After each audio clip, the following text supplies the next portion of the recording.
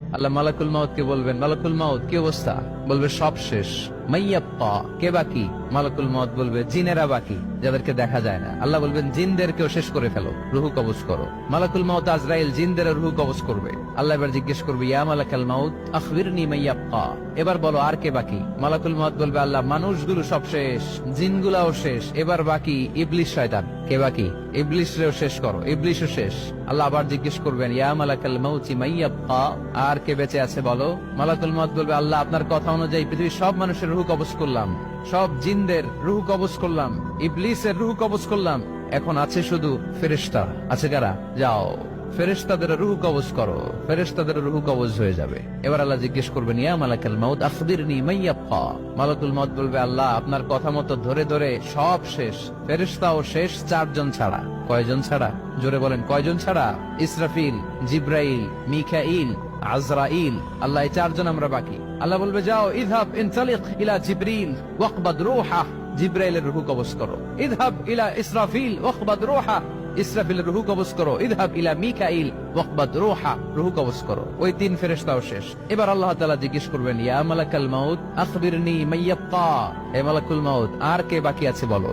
মালাকুল মাউত বলবে, আল্লাহ আপনার কথা মতো মানুষগুলো শেষ, জিনগুলো শেষ, ইবলিস শেষ, আমার বাকি 3 ভাই ইসরাফিল, মিকাইল, জিব্রাইলও শেষ, শুধু আমি, শুধু আমি।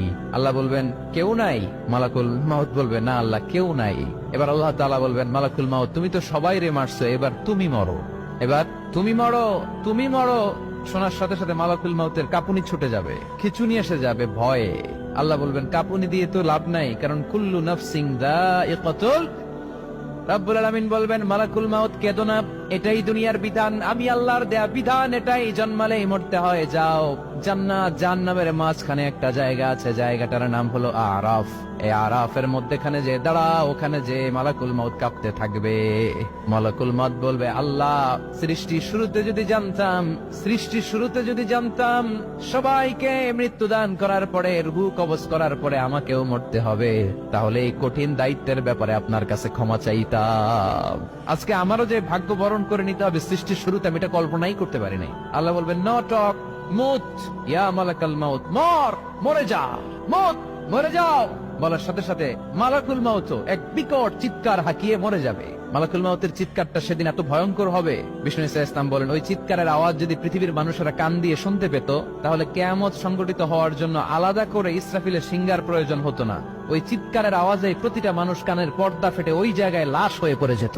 এবার ডানে বায়ে সামনে পেছনে উপরে নিচে কেউ নাই, একজন ছাড়া। জোরে বলতে হবে, তিনি কে?